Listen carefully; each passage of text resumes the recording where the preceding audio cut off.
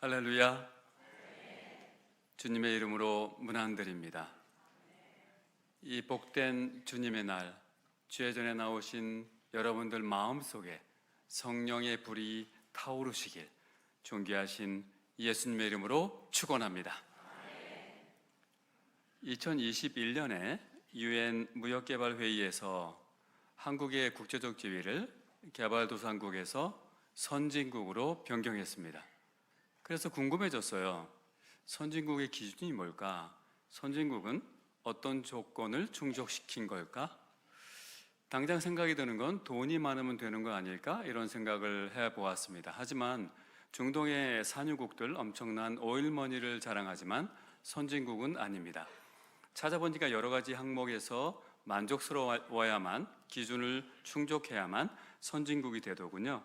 그래서 한 나라의 교육 수준이나 문화 역량, 사회의식 수준, 경제 구조 또는 의료 체계 이런 것들을 종합적으로 고려해서 수준이 돼야 선진국이 된다는 것을 알게 되었습니다.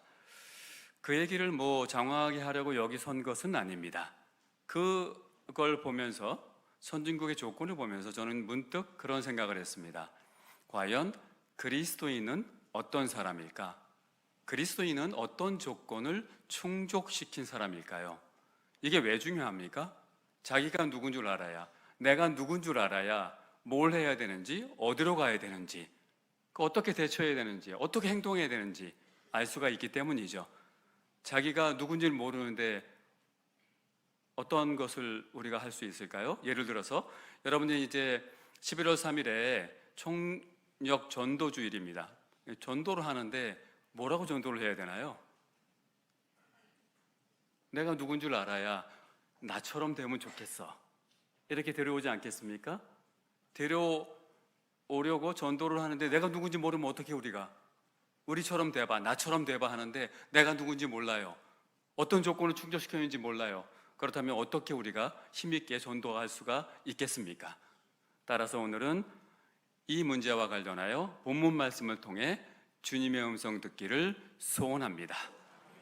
잠시 기도하겠습니다. 존귀하신 주님, 저희 모두가 말씀 앞에 섰습니다. 주의 말씀을 들려주시고 주님을 보여주시고 주님의 마음을 깨닫는 복된 시간 되게 해 주시옵소서. 예수님의 이름으로 기도합니다. 아멘. 오늘 본문 말씀은 여러분들이 잘 아는 그러한 내용일 것입니다. 세례자 요한이 등장했습니다. 그래서 놀라운 사역을 하죠. 특별히 죄 용서를 받게 하는 세례 운동을 펼쳐요. 폭발적인 반응이 일어납니다. 모든 사람들이 가서 자신의 죄를 자복하고, 엄청난 사람들이죠. 그리고 세례를 받고 죄 용서를 받고, 그런 엄청난 폭발적인 반응이 일어났어요. 그러다 보니까 많은 사람들이 세례 요한에 대해서 이런 생각을 하기 시작했습니다. 저분이 그분일까? 경상도 사투리로 하면 갸가 그 정도 되겠죠? 무슨 말입니까? 혹시 세례 요한이 그리스도 메시아가 아닐까? 이런 생각을 마음속에 품기 시작했어요. 그것을 세례 요한이 간파하고 그에 대해서 대답한 것이 바로 여러분들이 같이 읽은 누가복음 3장 16절의 말씀입니다. 좀 전에 읽었는데 기억이 안 나시죠? 그걸 뭐라고 합니까? 정상이라고 합니다. 그런데 이제 또 다시 3장 16절을 읽으면 생각이 딱 나실 거예요. 그것 또한 정상입니다. 이 맥락을 알면서 3장 16절 다시 한번 읽겠습니다.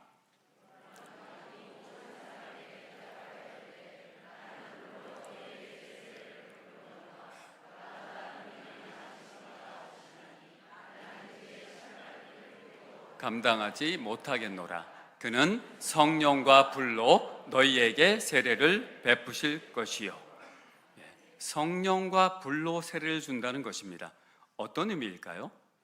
순복음교회 포함한 오순절 계통 은사주의자들이죠. 거기서는 뭔가 뜨거운 걸 얘기해요. 입신하고 불불불불 이런 걸 그렇게 생각을 합니다. 이런 게 바로 불세례다, 성령과 불세례다, 그렇게 얘기합니다.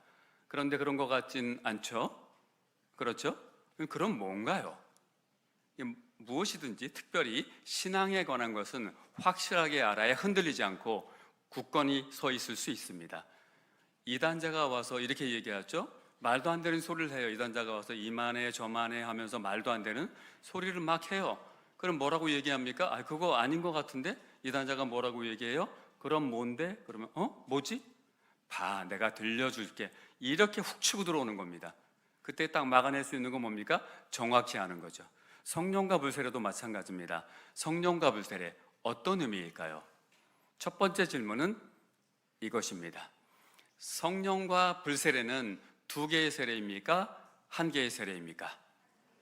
너무 확실하게 말씀하시네요. 마음에 들었습니다. 모든 계산교회 성도님들 수준이 있으세요. 1부부터 3부까지 계속해서 하나입니다. 맞습니다. 하나의 세례입니다. 성령 세례, 불세례가 따로 있는 게 아니라 성령 받은 다음에 또 불세례 받아야 돼 이런 거 없습니다. 성령 세례, 불세례. 그래서 오늘 설교 제목이 무엇입니까? 성령의 불세례입니다. 그렇다면 성령과 불세례는 어떤 의미일까요? 첫 번째, 성령 세례부터 설명해 보겠습니다. 성령 세례는 우리가 언제 받게 되나요? 예수님을 믿을 때 받습니다. 제 얘기가 아니고요. 제가 신학 박사고 교수고 또한 원장이지만 제 마음대로 여기서 얘기할 수 있는 게 아닙니다. 성경이 뭐라 그러는지 여러분들에게 보여드리고 여러분들이 성경을 따라 아멘을 하시면 됩니다. 아멘. 여러분들, 제가 설교하는 것, 말씀 풀어주는 것도 의미가 있습니다. 물론 하나님이 또 역사해 주십니다. 그러나 더 중요한 게 무엇입니까? 말씀 자체가 능력이 있는 줄 믿습니다. 성경을 같이 읽으실 때 그냥 읽지 마시고 믿는 마음으로 그 성경의 능력을 사모하는 마음으로 읽으시면 좋겠습니다. 고린도전서 12장 3절에 사도 바울이 성령과 관련해서 이렇게 얘기합니다. 시작.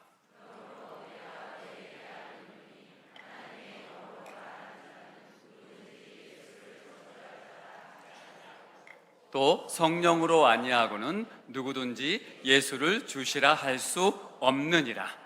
아멘. 여러분들 예수님을 여러분의 개인의 구주로 진정한 의미에서 고백하십니까? 그렇다면 여러분들 가운데 성령님이 이미 와 계신 줄 믿으시기 바랍니다. 제 얘기가 아니고 성경이 얘기합니다. 아직도 못 믿어하는 분들이 계신 것 같아서 로마서 8장 9절을 한 번 더 보겠습니다. 다 같이.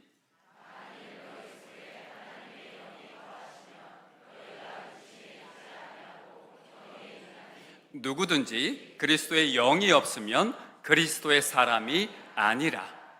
아멘. 여러분들 그리스도인이십니까? 그렇다면 여러분들 가운데 성령님이 계신 줄 믿으시기 바랍니다. 그런데 문제는 이겁니다. 무미건조한 말 있지 않습니까? 성령님이 누구 안에 계시되 믿는 사람 안에 그냥 있는 거래. 성령에 대한 체험이 없고 역사하심이 없고 성령? 그럼 교회 나와서 이렇게 예수님 고백하고 그러면 있는 거래. 이게 문제가 되죠. 성령 세례가 어떠한 의미가 있는지, 성령님이 오시면 어떠한 일이 일어나는지 그것은 불세례의 의미를 살펴보면 분명하게 알 수 있습니다. 불세례 무슨 의미일까요? 불에 대해서 생각할 때에 우리 마음대로 생각하면 안 됩니다. 이렇게 눈을 감고 생각한 불, 이제 겨울이 다가오고 있죠? 불 따뜻해. 성령님은 따뜻해. 세례 받은 사람, 성령 세례 받은 사람, 불 세례 받은 사람은 따뜻해. 이렇게 생각하면 안 된다는 것이죠. 어떻게 해야 됩니까? 불에 대해서 성경이 뭐라고 말해 주는지. 특별히 우리가 지금 신약을 다루고 있죠? 그러면 구약에서 불을 어떻게 묘사하고 있는지, 그 중에서도 영과 불이 함께 나타나는 구절에서 불이 어떠한 역사를 하는지 살펴봐야 됩니다. 대표적으로 이사야 4장 4절에서 6절 말씀에 보면 영과 불이 함께 나옵니다. 이사야 4장 4절에서 6절입니다. 다 같이.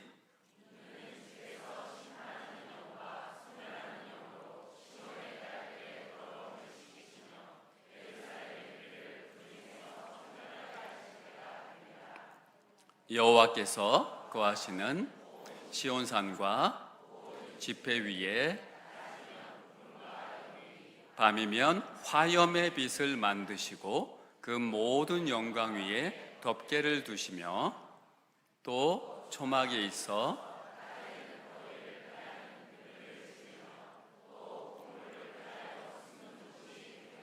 네, 금방 읽으신 대로 4절 5절에서 보면 영이 나오고 불이 나오죠. 화염이 불입니다. 거기서 어떤 역사가 나타납니까? 영과 불의 역사로 말미암아, 불의 역사로 말미암아 더러운 모든 것들이 태워지는, 깨끗하게 되는, 정렬하게 되는, 정제하게 되는, 정화하게 되는 그러한 역사를 보여주고 있습니다.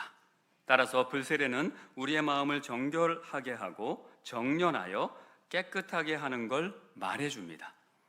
그렇다면 그런 불의 정제하는 역사는 어떻게 일어나게 될까요? 열광적으로 펄펄 뛰면서 기도하면 내려오는 것일까요? 제가 중학교 때부터 기도원을 많이 다녔습니다. 하늘산 기도원, 오살리 기도원 가서 보면 정말 열심히 기도하는 성도님들 많이 있었어요.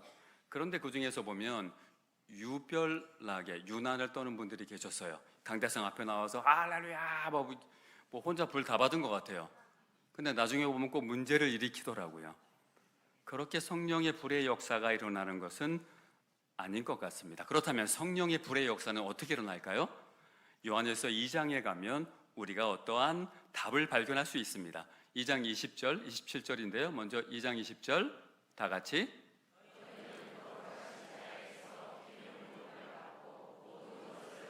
네, 기름 부음이 나왔습니다. 기름 부음. 여러분들도 기도할 때 여러 번 쓰셨어요? 기름 부음이 뭔가요? 이 성령의 역사죠, 그죠? 성령의 역사인데 그때 기름 부음은 헬라어로, 그리스어로 크리스마예요. 여러분들 크리스마스 아시죠, 그죠? 크리스마스는 어떤 날이에요? 크리스마를 우리에게 예수님이 주시기 위해 오신 날이죠, 그죠? 그게 크리스마스예요. 물론 이렇게 연결되지 않지만 여러분들 이해하시기 쉽게 말씀드린 거예요. 크리스마입니다. 기름 부음이에요. 그 성령의 역사가 어떻게 나타난다고 얘기했습니까? 말씀을 통해 나타나요. 2장 27절을 보면 아주 분명합니다. 요한일서 2장 27절 다 같이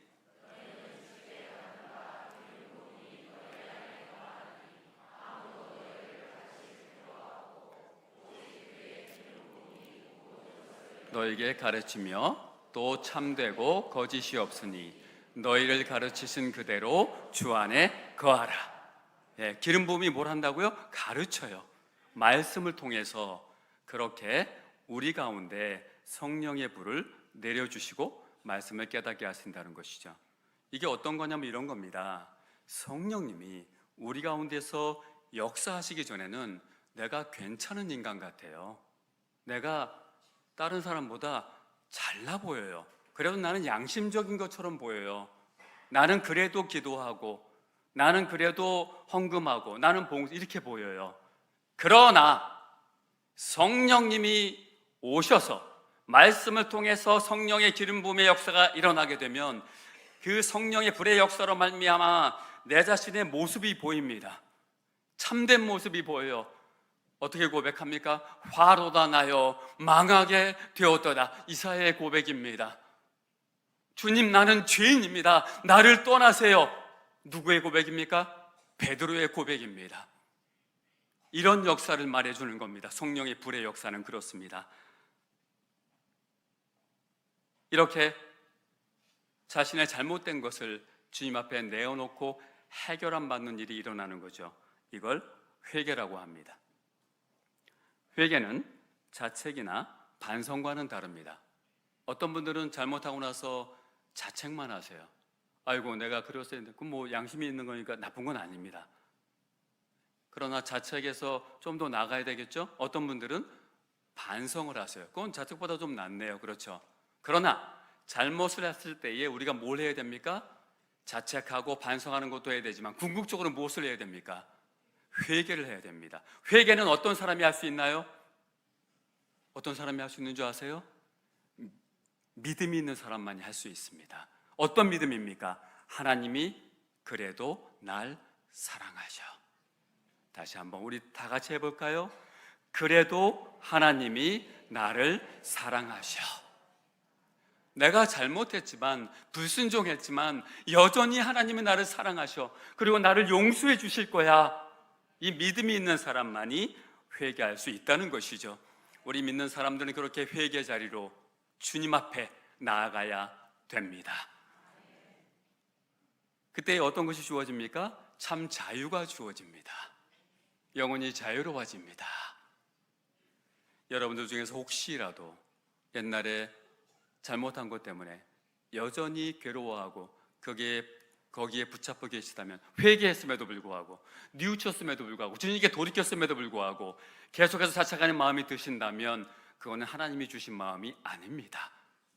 진정으로 여러분들이 토설했다면, 쏟아놓고 주님 앞에서 해결했다면, 그걸 계속 자책하게 만드는 것은 사단이 주는 마음입니다. 왜 그렇습니까? 진정으로 회개할 때에 성령의 불이 우리 가운데 역사하는 것이고, 성령님의 계신 곳에 뭐가 있습니까? 고린도후서 3장 17절 말씀이 이렇게 얘기하죠. 고린도후서 3장 17절 다 같이, 주는 영이시니 주의 영이 있는 곳에는 자유가 있느니라. 아멘. 그렇습니다. 그렇게 자유를 우리에게 주신 것을 마음껏 누리시길 축복합니다. 그런데 불세례의 효능은 단순히 정결케 하고 정죄하고 깨끗하게 하는 것에 머무르지 않아요. 우리가 우리의 마음을 깨끗하게 해야 되는 이유는 궁극적으로, 깨끗하고서 그 다음에 어떻다는 것입니까? 깨끗하게 돼야 우리가 성령님의 능력을 힘입어 성령님께서 주시는 그 힘을 받아서 주의 말씀을 따라 살아갈 수 있는 그러한 모습으로 변화되기 때문입니다. 어떻게 그럴까요? 여러분, 성령이 무슨 뜻이에요? 성령이 거룩한 영이죠. 거룩한 영이신 성령님께서는 더러운 것, 부정한 것, 불순종하는 것이 있는 곳에서는 역사하실 수 없으세요. 그런데 이제 성령의 불의 역사로 말미암아, 말씀의 역사, 말씀의 불의 역사로 말미암아 그 모든 것이 깨끗하게 됩니다. 그러면 드디어 우리 안에서 성령님이 강력하게 역사하시기 시작하세요. 그래서 우리가 죽은 자와 방불한 그러한 삶을 살았는데 이제는 역동성 있게 하나님이 기뻐하시는 모습으로 살아갈 수 있는 그런 존재가 되는 것입니다. 그래서 성령의 불의 역사로 말미암는 회개와 죄 사함에 또한 정죄하는 역사가 중요한 거예요. 그렇게 될 때에 우리 안에서 하나님이 역사하시고 하나님과 함께하는 임마누엘의 축복을 누리게 됩니다. 그럴 때에 어떤 일이 벌어집니까? 우리가 도저히 사랑할 수 없어서 너무나 지긋지긋하게 미워하던 사람을 사랑할 수 있는 힘이 생겨요. 아멘. 우리가 고난 중에 있어서 낭망했어요, 낙담했어요, 힘이 없어요, 죽을 것 같아요, 죽는 게 낫겠어요 하고 좌절하는 가운데 있었는데 성령의 불의 역사로 말미암아 모든 죄가 정결하게 되고 깨끗하게 됐을 때에 성령님께서 그 가운데서 찬양할 수 있는 힘을 주시고 일어날 수 있는 용기와 능력을 주시는 줄 믿으시기 바랍니다. 그게 바로 성령의 불의 역사의 이유고 결과입니다. 이게 사실은 우리 믿는 사람들이 가진 비밀 병기죠. 하늘의 비밀 창고에 엄청난 자원이 쌓여 있습니다. 그 자원을 빼내는 방법은 무엇일까요? 우리가 주님 앞에서 성령의 불의 역사로 활활 타오르는 그러한 자세로, 그러한 은혜를 누리며 사는 거지요.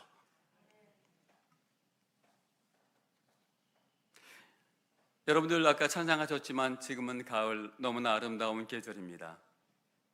여러분들 왜 여기 앉아 계신가요? 이 아름다운 계절에 밖에 나가서 아름다운 자연을 보셔야지 왜 여기 앉아 계신가요? 금방 말씀드린 믿는 사람으로서 하나님이 주시는 하늘의 그 놀라운 은혜를 받는 길이 여기 있다고 그렇게 믿기 때문에, 그걸 알고 있기 때문에 여기 와 계신 줄 믿습니다. 이왕 믿는 거 그렇게 믿어야 되지 않겠습니까? 성령의 불의 역사를 받을 때에 그와 같은 일이 일어날 줄 믿습니다. 이 성령의 불의 역사는 원래 처음 회심할 때 주어지는 회개로 말미암는 성령의 역사와 정결케 하시는 사역을 가리켜요.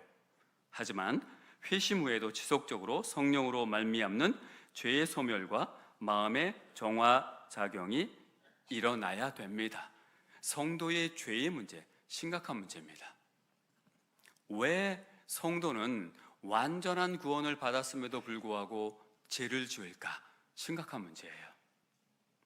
이 문제는 사실 기독교 초창기부터 엄청난 핫 이슈, 쟁점이었습니다. 그래서 요한 1서에 보면 거의 이단자들이 나와요. 그 이단자들이 상당히 정통 기독교를 위협합니다. 그게 무엇인가 하니 바로 그것이었어요.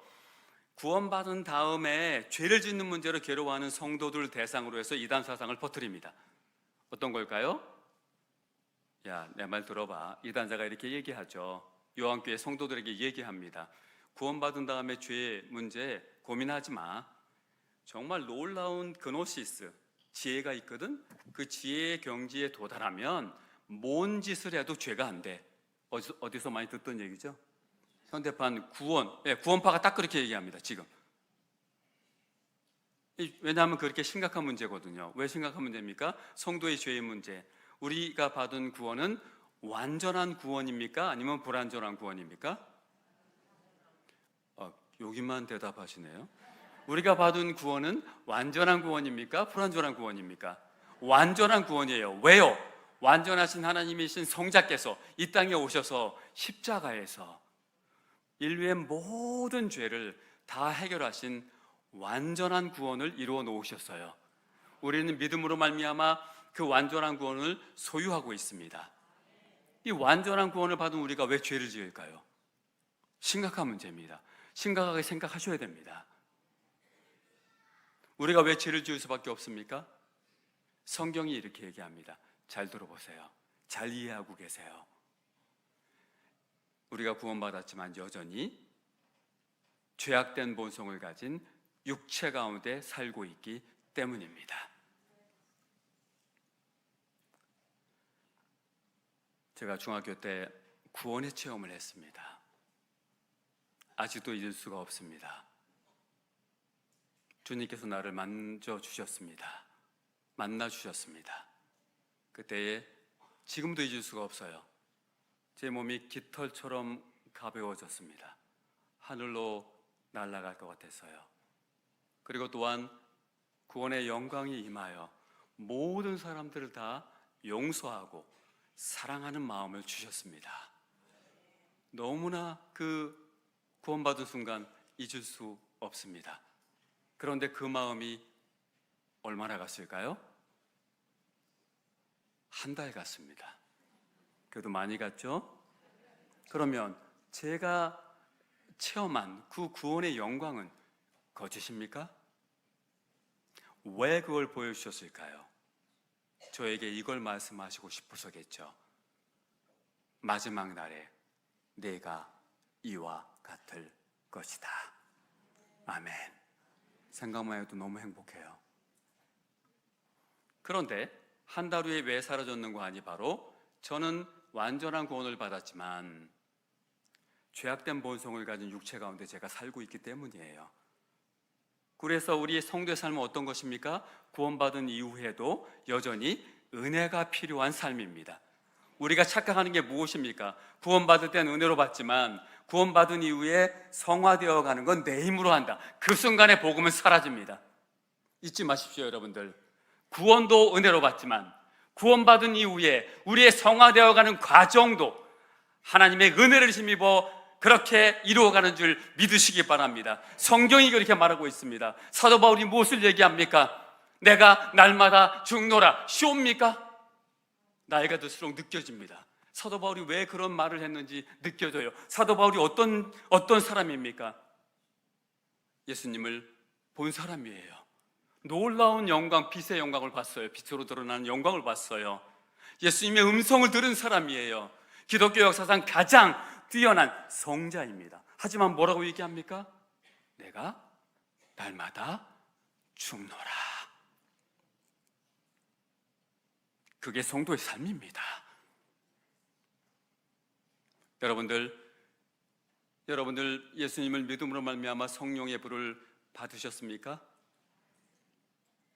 받으셨습니까? 성령의 불이 타올랐던 적이 있습니까? 맞습니다. 있습니다. 그런데 또한 성령의 불은 사그러들 수도 있습니다. 언제 사그러들던가요?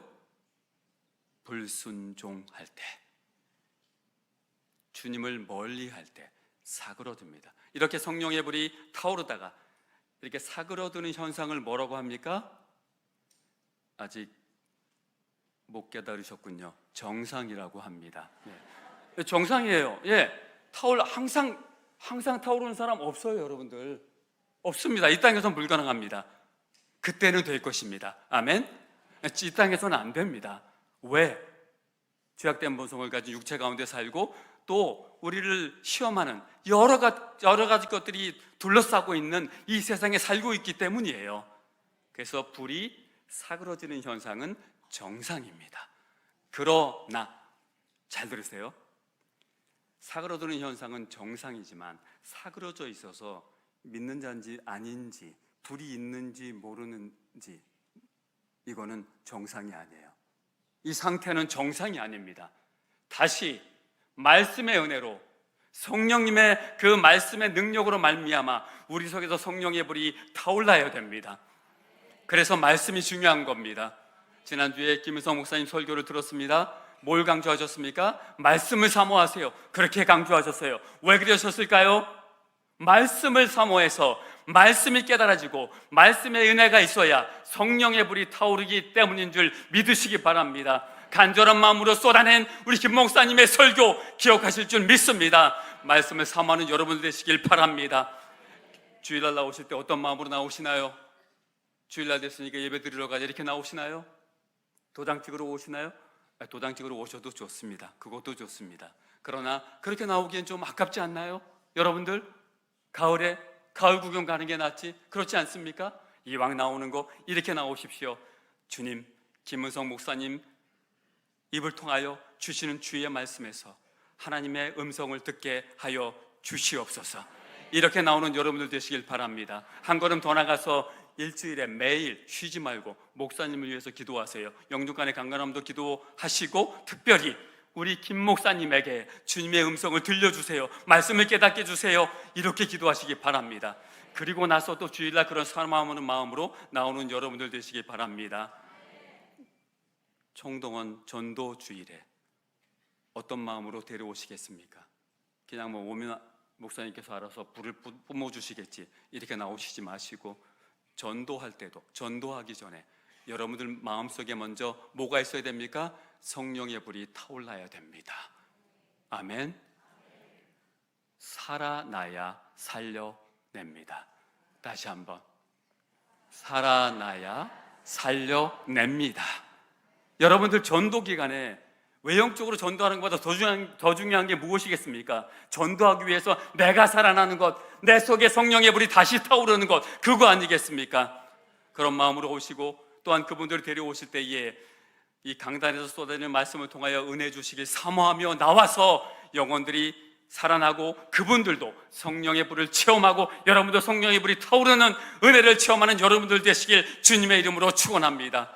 우리 김태일 목사님, 원로 목사님 말씀으로 풍성한 말씀으로 여러분들을 먹여 주셨습니다. 이후로도 주의 영광이 목사님과 함께 하실 줄 믿습니다. 또한 김은성 목사님 세워주셨습니다. 여러분들 사모하시고 그래서 말씀을 통하여 이 교회가 성령의 불이 타올라 이 지역을 진정으로 복음으로 밝히고 하나님의 살아있는 능력으로 온전하게 모든 주어진 사명을 감당해 나가시기를, 그런 교회가 되시기를, 그런 여러분들 되시기를 존귀하신 예수님의 이름으로 축원합니다.